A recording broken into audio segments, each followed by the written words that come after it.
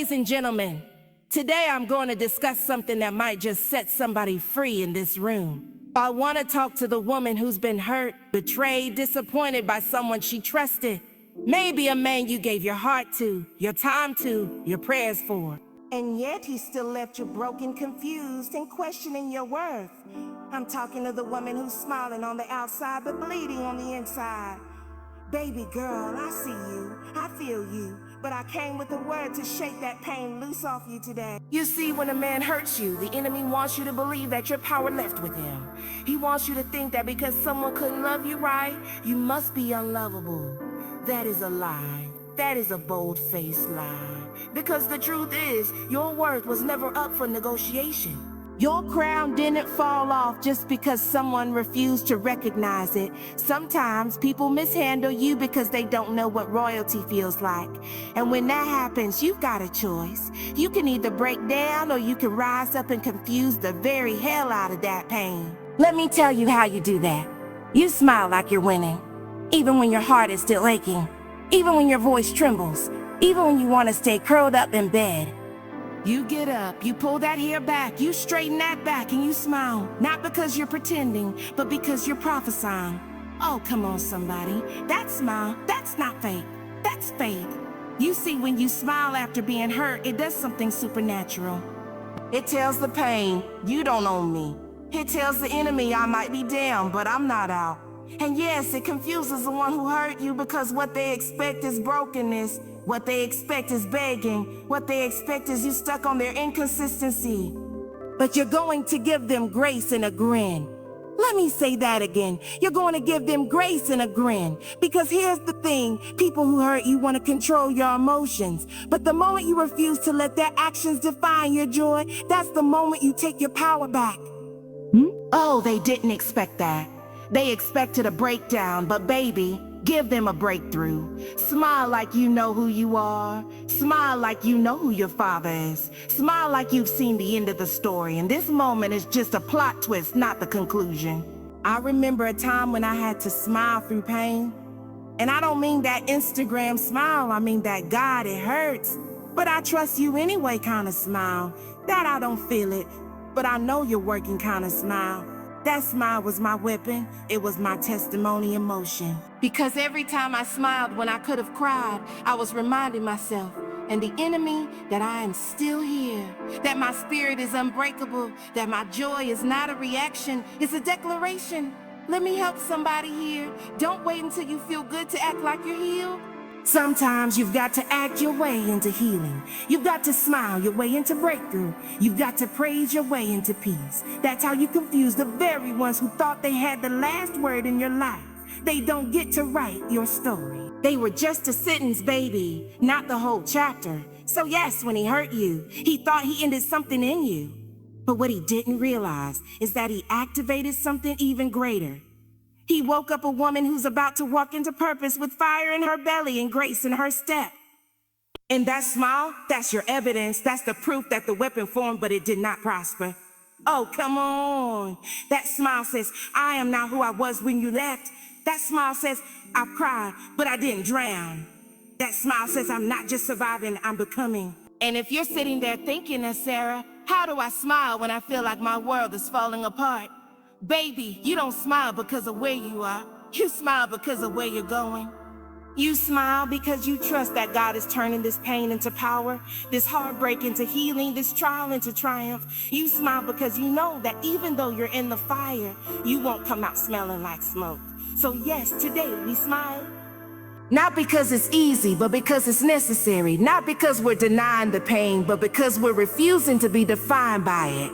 Let your smile confuse every person who thought your hurt would be your ending. Let it speak for you when your words can't. Let it declare, I am still chosen. I am still worthy. I am still enough. And that, my sisters, is how you take your power back. Let your smile confuse every person who thought your hurt would be your ending. Let it speak for you when your words can't. Let it declare, I am still chosen. I am still worthy. I am still enough. But don't stop there, sis. That smile is just the beginning. That smile is your announcement to the world that you're about to do something different. Now that you've smiled, now that you've decided not to let pain sit on the throne of your heart, you've got to level up in silence. Oh, come on. I hope you're with me. This is the part where the real shift happens. You see, the thing about healing is that it doesn't always happen in the spotlight. In fact, some of your greatest transformations will happen in the dark, in the quiet, in the places where nobody sees you crying, stretching, growing. You smiled on the outside, but now it's time to build on the inside. This is the season where you let God do surgery on your soul without announcing it to the world. Because let's be real, after someone hurts you, especially when it's someone you trusted, someone you prayed for, someone you saw a future with, there's a part of you that wants to prove something.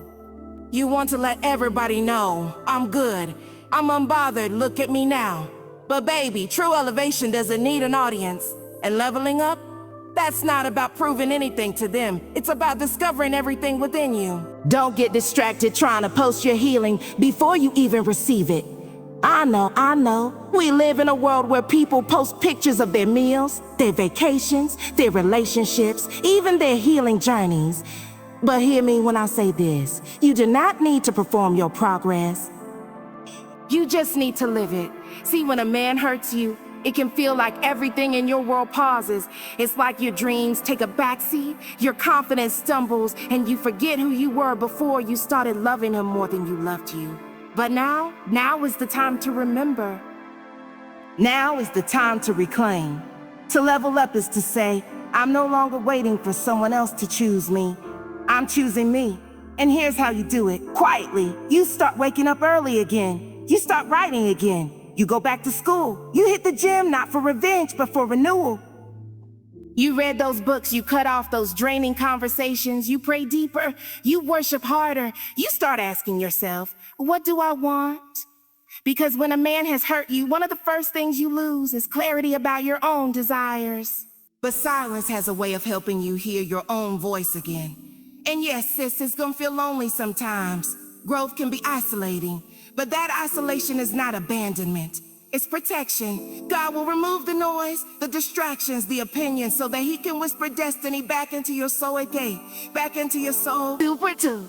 You're not being left behind, you're being set apart. You don't need to clap back. You don't need to explain why you stopped answering those texts. You don't need to post subliminal messages and indirect quote. You're too busy becoming. Becoming isn't loud, it's sacred. And when you finally do show up again, oh baby, they won't even recognize you. Because you won't be that same woman who cried herself to sleep. You'll be walking in rooms with presence, not pain, with vision, not vengeance. This is the moment where the tables start turning, and you're the one turning them. Not with words, not with petty responses, but with purpose. Let your silence be strategy. Let your absence be growth. Let your peace confuse the chaos that try to keep you small. You're no longer reacting. You're realigning. Because once you smile through the storm, now you're building the foundation that no storm can shake. And don't you dare minimize this season just because it doesn't look shiny. The world may not see what you're doing, but heaven is watching. Your angels are clapping. God is saying, yes, that's my daughter. That's the warrior I placed purpose inside of. She's leveling up, and she doesn't need applause to do it. And listen, don't be surprised when the one who hurt you starts checking in, trying to find out what you're up to. Silence is powerful, and it will draw curiosity. But you don't know explanations for what God is doing in private. You just keep walking, keep working, keep becoming. Keep becoming, because the real glow up is not the outfit, it's not the comeback post. It's the peace that nobody gave you and nobody can take away. It's the discipline to heal, the grace to grow, and the wisdom to not go back to what broke you. That, my friend, is how you rise and confuse the very thing that tried to destroy you. But we're not done. Oh no, baby girl, we're just getting started, because once you've smiled through the pain, once you started leveling up in silence, now comes the part that really flips the script. You become unavailable where he expects you. Lord, I hope somebody's catching this. Let me say it again so it hits your spirit. You become unavailable where he expects you. Because you see, when someone hurts you and walks away, they don't always expect it to be final. No. Some folks leave you broken and still think they'll have access to you later. They think they can go do whatever they want, take their time. And when life slows down or loneliness hits, they'll come knocking on your emotional door like they never slammed it shut in the first place. But here's what I need you to understand. This is your season to not be where he left you. Oh, come on. He may come back looking for the same soft place to land, the same just checking in response, the same woman who was once desperate for his attention. But you're not her anymore. You've been healing, you've been rebuilding, you've been becoming, and now you're unavailable in all the places you used to be too present in. You're not cold, you're not bitter. You're just not available for access that costs you your peace. He might text, and where before you used to drop everything to respond, now you pause, now you breathe. Now you ask yourself, is this conversation feeding me or draining me? Because wisdom will teach you what pain never could. You don't have to entertain what you've outgrown. And this is where it gets real confusing for him, because he remembers the you that tolerated crumbs, the you that stayed up waiting on replies, the you that kept believing empty promises. But what he didn't see was the you that went through the fire and came out refined. He wasn't there for the late nights when you cried and got up anyway. He didn't witness the healing, the boundaries, the prayers, the therapy, the nights when you chose your sanity over your feelings. So now when he circles back expecting to see the girl he left behind, he runs into a woman who knows who she is and isn't available for disrespect in any form. Sis, hear me? You don't need to block him to show him you've grown. Sometimes the most powerful thing you can do is be fully available to yourself and no longer available to the person who thought they could come and go from your life like it was a revolving door. That doesn't mean you're mean. That doesn't mean you're petty. That means you've matured. You can speak with kindness and still keep your distance. You can be polite and still preserve your peace. You can forgive and still not answer that call. Because forgiveness is about freeing yourself, but boundaries are about protecting that freedom. You are not obligated to be accessible to someone who couldn't handle your heart when they had it. And yes, he might be confused. He might wonder, why is she different? Why is she so quiet? Why does she seem so calm? And the answer is simple. You've been doing the work. You're not reacting anymore. You're responding with wisdom, with clarity, and with intention. There's a woman in this room, or maybe listening online, who's been going back and forth, stuck between who she was and who she's becoming. Let me help you. When he reaches out again and you feel that old part of you wanting to answer, wanting to explain, wanting to re-engage, pause. Because your growth is not up for negotiation. You owe it to yourself to stay in alignment with the healing God gave you. Being unavailable is not punishment. It's a promotion. You've elevated beyond the place where dysfunction once lived. And guess what? Every time you choose peace over chaos, every time you say a no to what once broke you, you're telling the universe, I am no longer settling for less than I deserve. So the next time he tries to come back, to re-enter your life as if nothing happened, your clarity. Confuse him with your calm. Confuse him with your absence. Let him feel the weight of losing access to the woman who once prayed for him, loved him, waited for him. Because now she's too busy building, becoming, and being unavailable to anything that doesn't match her value. This is what growth looks like.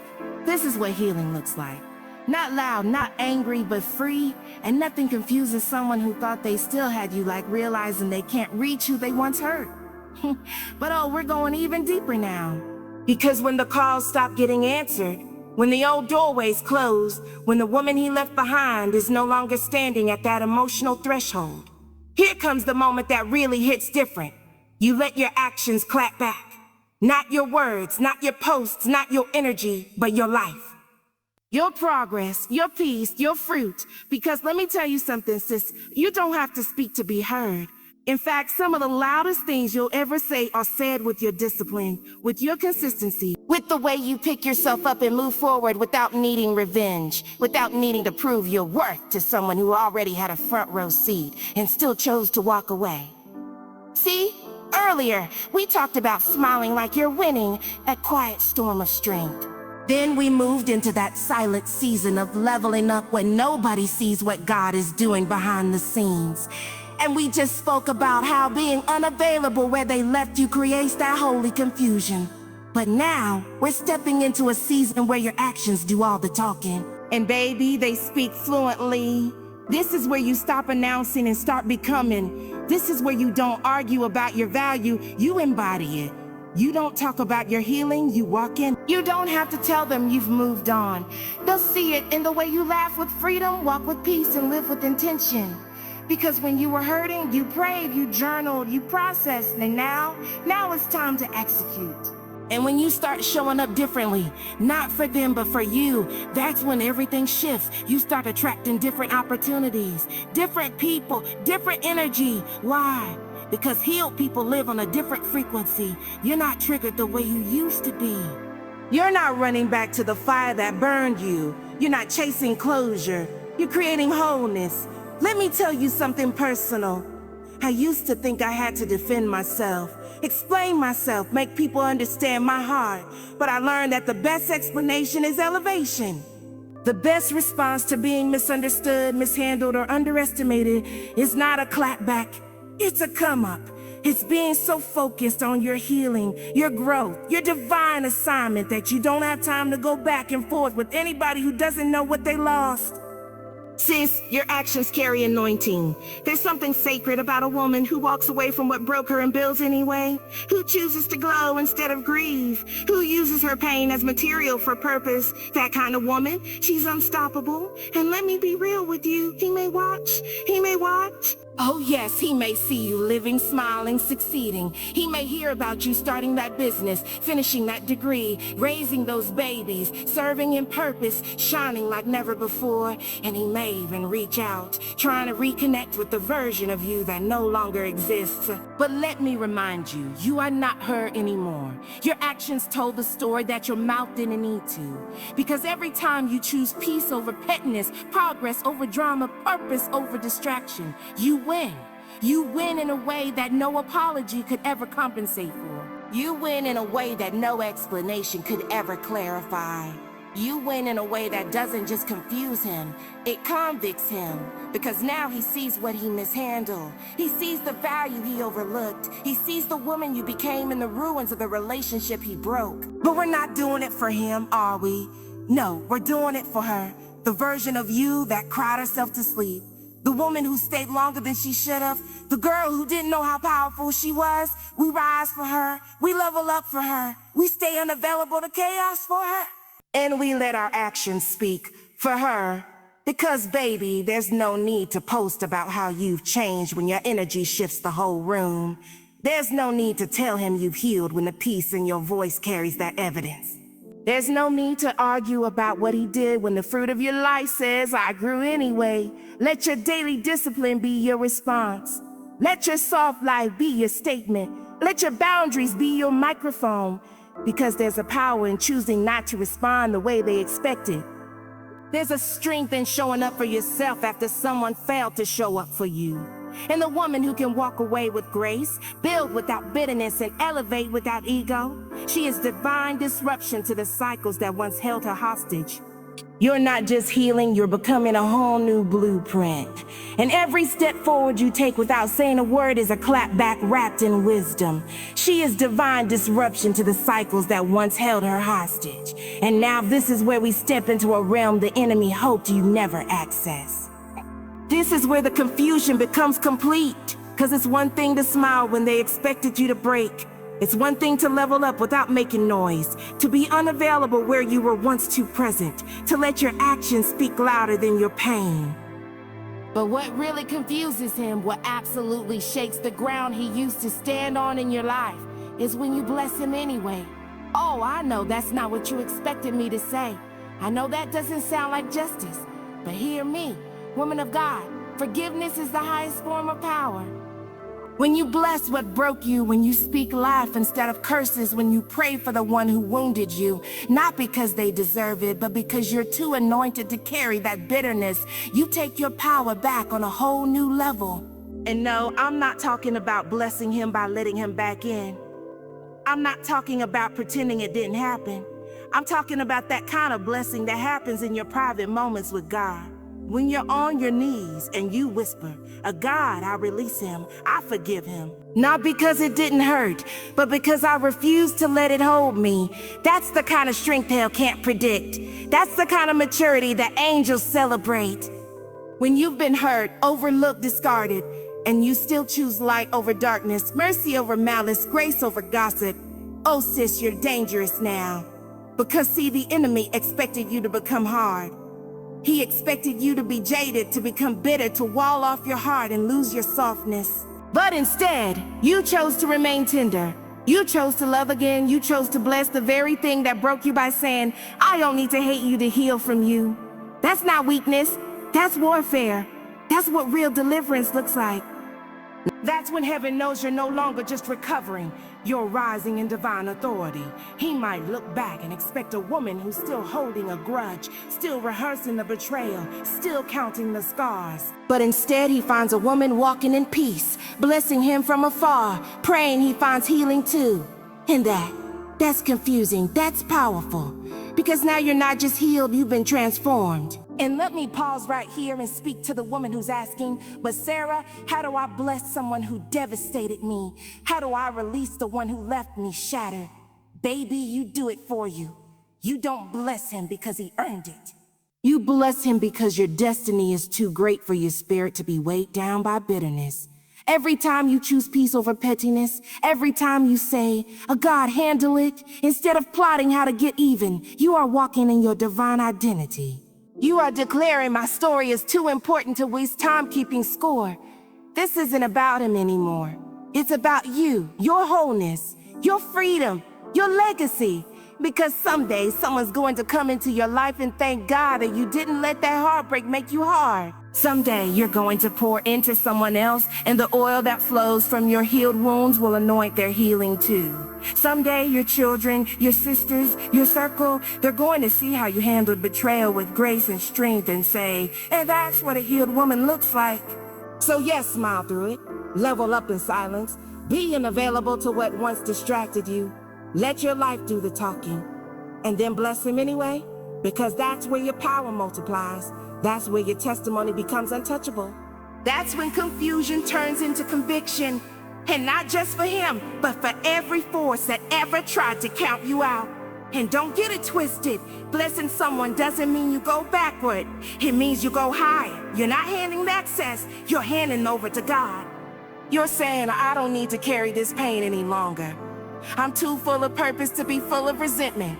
You confuse him when you walk with joy that has no reason. You confuse him when you worship in a wilderness he thought would bury you. You confuse him when you speak his name with peace instead of poison.